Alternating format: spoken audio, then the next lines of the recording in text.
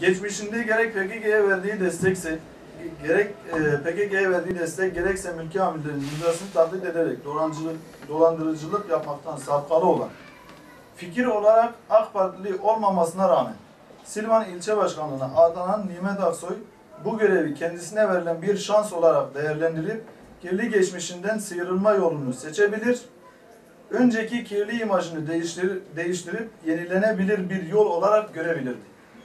Ama maalesef atalarımızın dediği gibi can çıkar, huy çıkmaz edasıyla davranmaya, bu ilçe başkanlığı görevini halka hizmet yerine kendi inandığı malum çevreye peşkeş çekip ve kendine bir rant kapısı olarak görmesi ve bu durumun gittikçe kötüye doğru gitmesi bizi böyle bir yola sevk etmiştir. İnanarak hizmet ettiğimiz bu kutlu davanın neferleri olarak böyle ayrılmamız bizi derinden üzmektedir. Bu davaya inandığımız yola parti sıfatı olmadan devam etme kararını almış bulunmaktayız.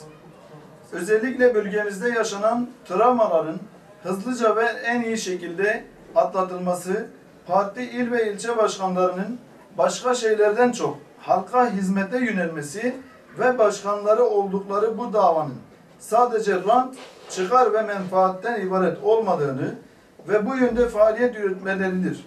Genel merkezimizin bu tür vakaları kulak arkası atmayıp gereğini yapması temennimizdir. Kamuoyuna saygıyla duyurulur.